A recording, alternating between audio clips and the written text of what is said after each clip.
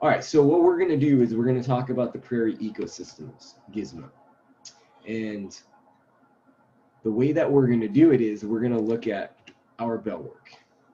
Because the two bell work questions had to do with the Prairie Ecosystem-Gizmo. So let me go ahead and reset this. And those questions may have been difficult. Maybe not. They would have probably been difficult if you didn't complete the Prairie Ecosystems-Gizmo. If you did complete it, maybe it wasn't that difficult. So we'll see. Let's go to the bell work. Let's take a look at it. So the first question has to do with this graph here. And it's basically telling us that we've had 2 years with not much grass growth, and then 2 years with a lot of grass growth. And that has to do with the weather. So let's read the question. 2 years of dry weather are followed by 2 wet years.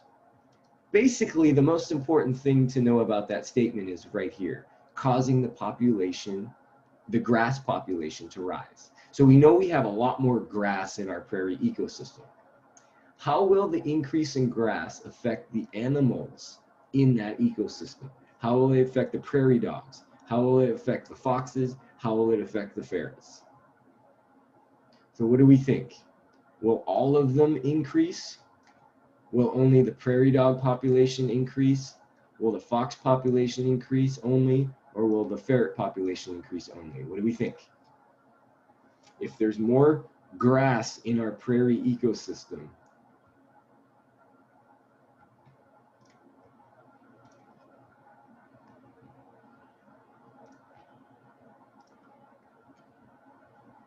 what do we think? What do we think?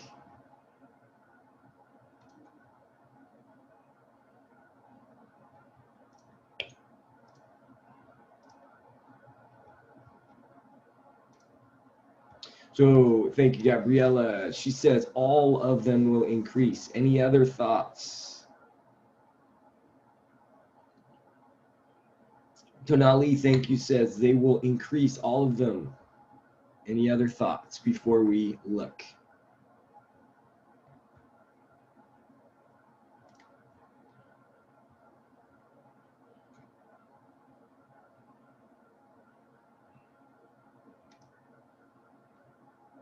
Let's look at the graph and see what we need to do. We need to basically find out what happened after year 4 here, right when the graph stops.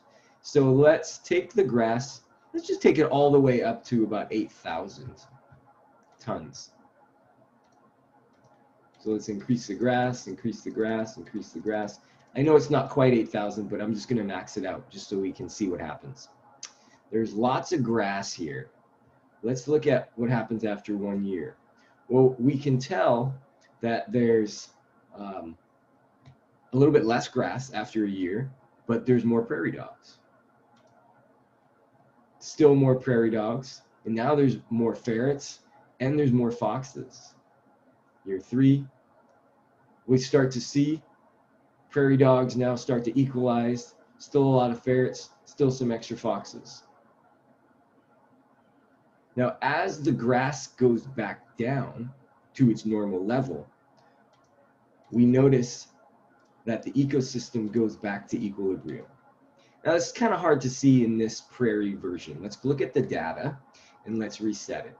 And then let's actually look at our line graph after we've maxed out the grass.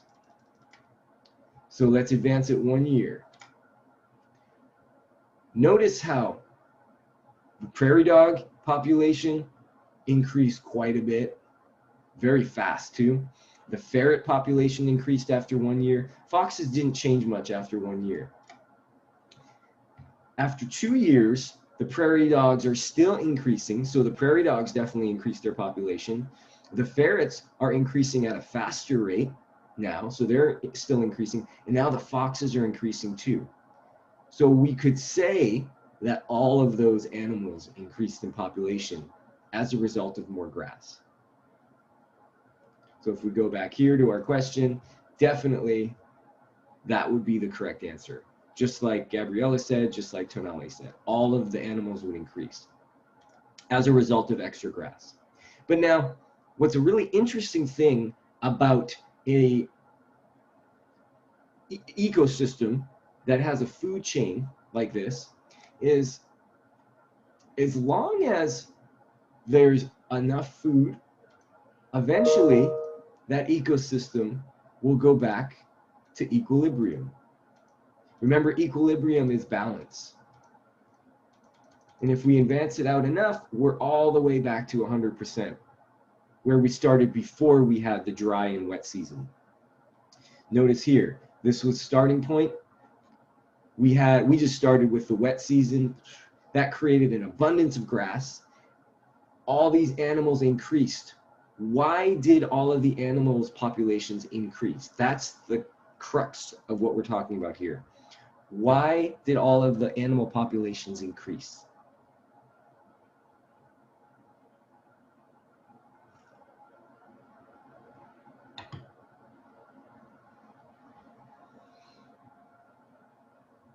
What do animals need in order to have the ability to reproduce?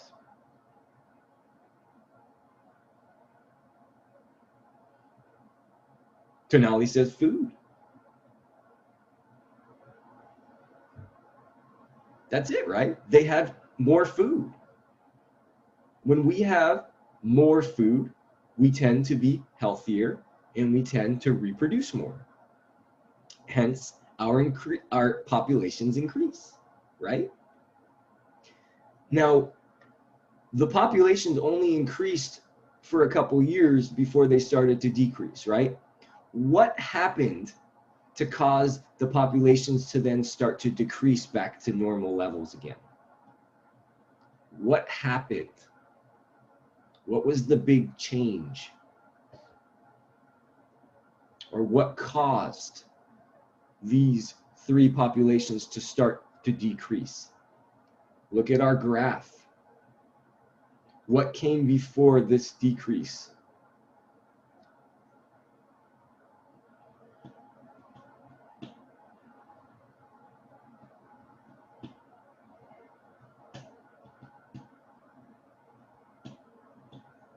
So we started with lots of food. Let's reset it. Lots of food, lots of food, lots of food, lots of food. Lots of the producer. Look at what's happening to the food as we get more prairie dogs and as we get more ferrets. What's happening to the food?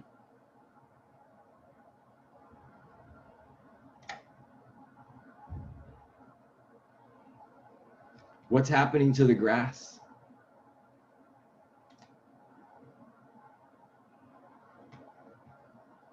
These are percentages of the population.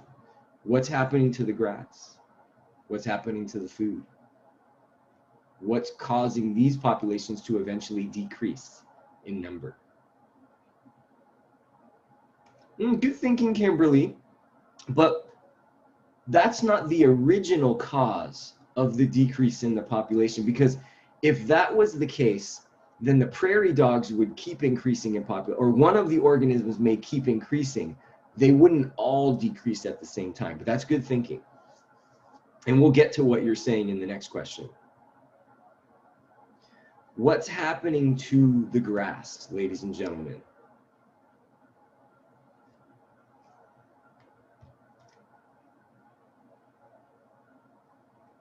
Let me start it over. Watch. We have so much food here that it's actually off the chart. We don't even see the grass line. Actually, we can zoom, so we can do it here. We have 200% grass. What's happening to the grass as these animal populations increase? Kimberly says it's decreasing. What's causing the grass to decrease?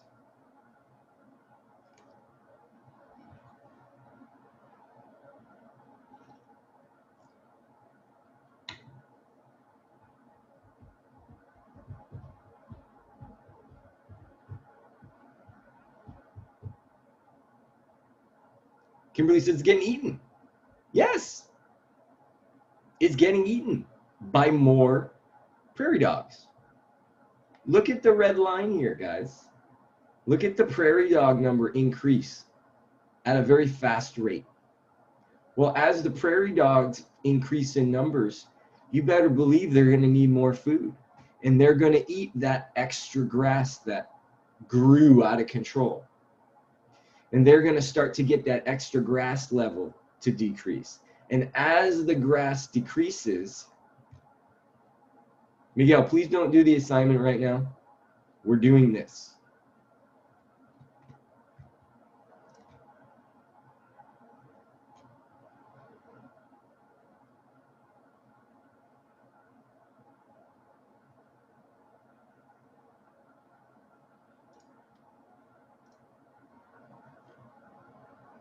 Max, is this the time to ask me a question about this? When I'm having a class discussion?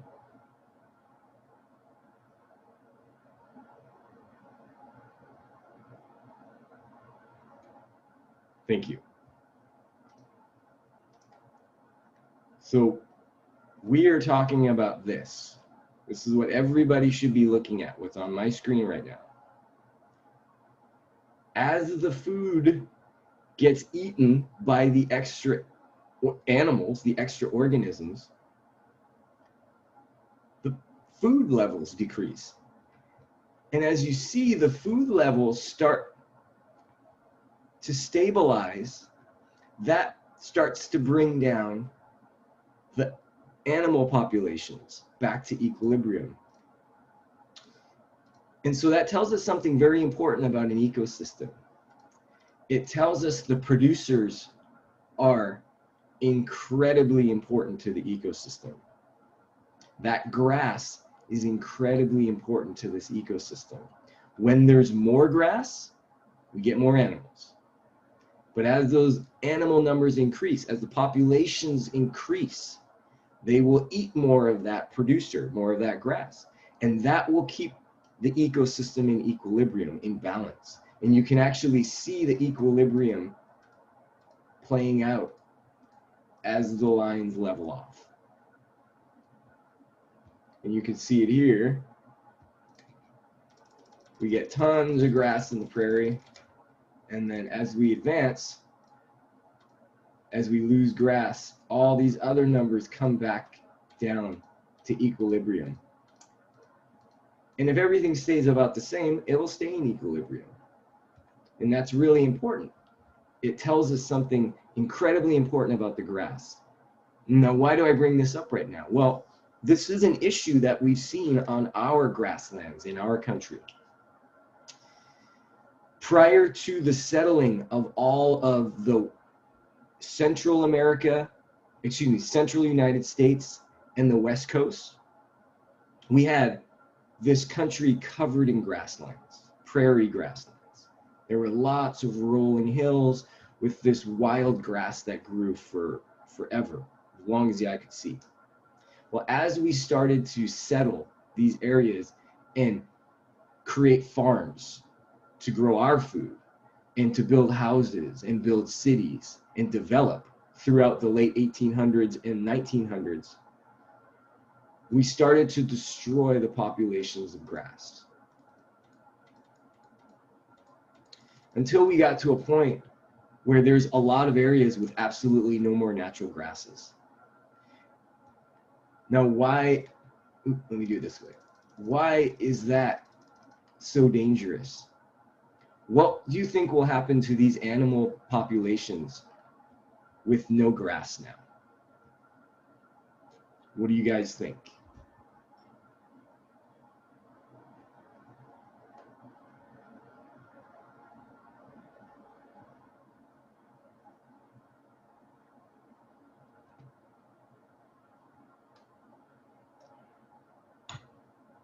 What will be the result of no grass in this prairie ecosystem? How will it affect the foxes, the prairie dogs, and the ferrets?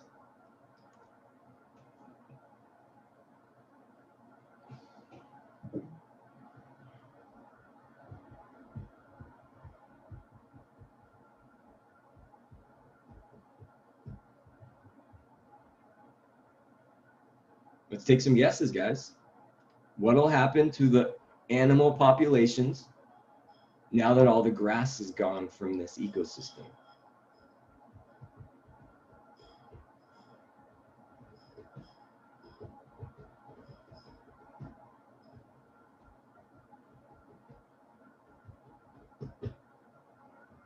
Kimberly says there'll be less.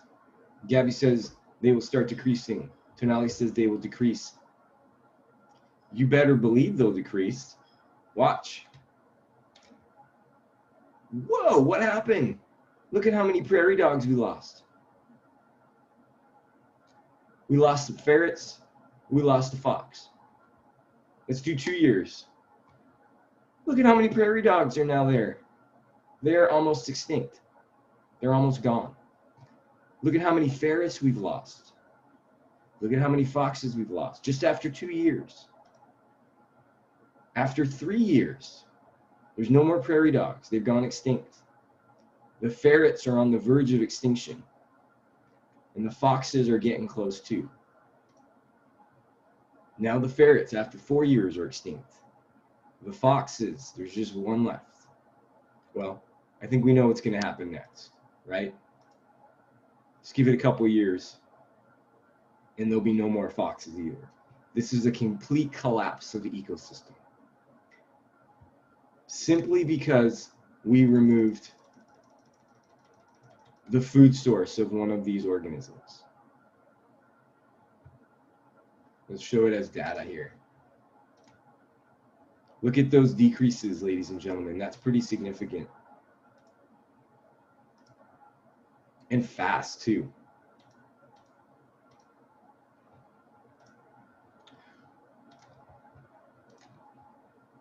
I think we all understand why the prairie dogs died out, right?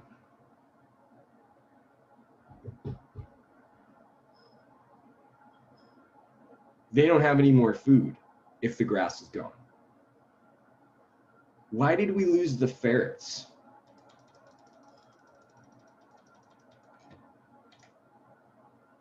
Why are we starting to lose ferrets after 1 year?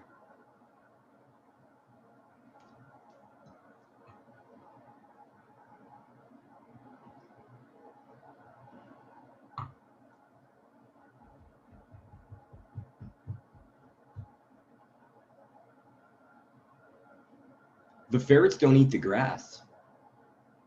Why does it affect them? Why are ferrets dying after a year without grass?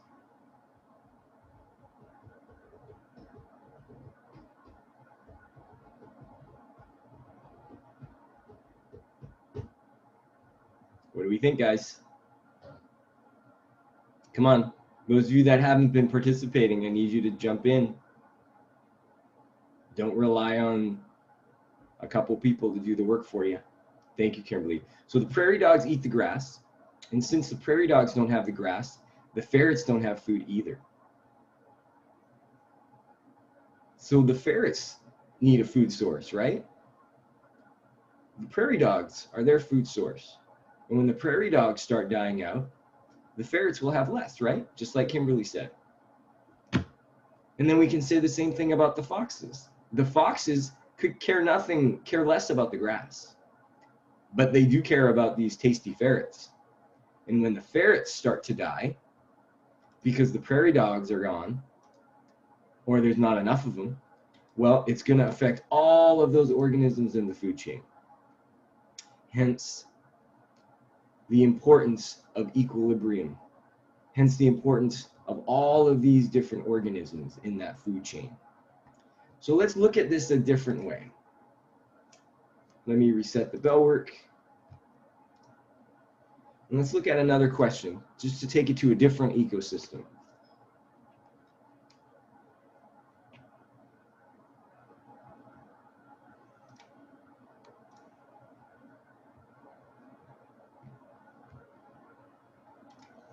Question number 2 is a different ecosystem.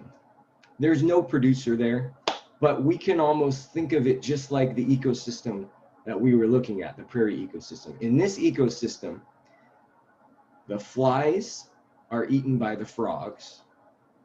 The frogs get eaten by the snakes, and the snakes get eaten by the hawks. What would happen to the frogs if the hawk population suddenly decreased? If something happened to the hawks, what would happen to the frogs in this ecosystem?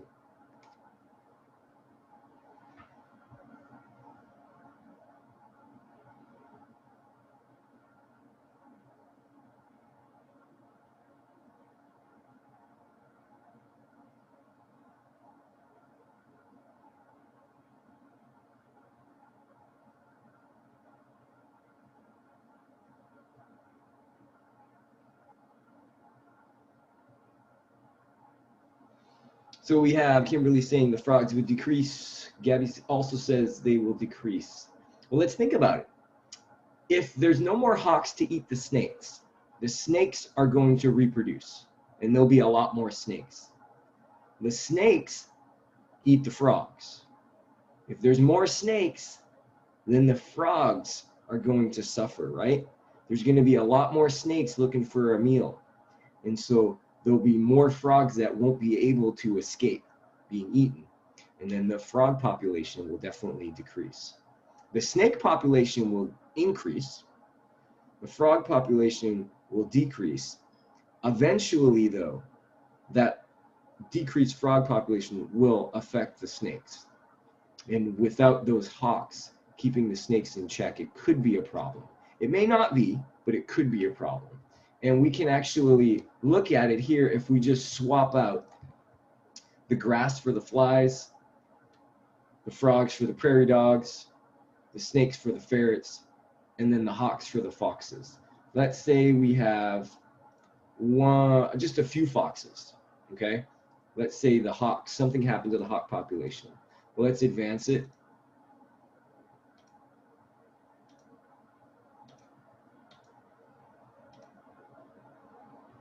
Immediately what you saw happen, let's look at our data. What we saw is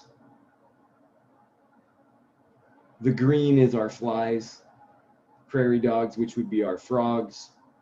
Here, they decrease. Now, if it's a healthy ecosystem, the hawks may be able to come back. If they go extinct, then that's a whole nother situation, and that could cause a problem. Let's look at that. I'm almost done talking, guys. Just bear with me. Without any foxes, let's run it out. About 20 years, good. Let's look at the data. Well, we can see that the fly population will increase to a new normal. The snake population also will increase to a new normal, and then the frog population definitely would decrease in this example. So we have to be very careful. It's not going to be a complete collapse of the ecosystem like we saw when we lost the grass. Or you could say if we lost the flies from that example. But it still would be very significant, and we have to be very careful.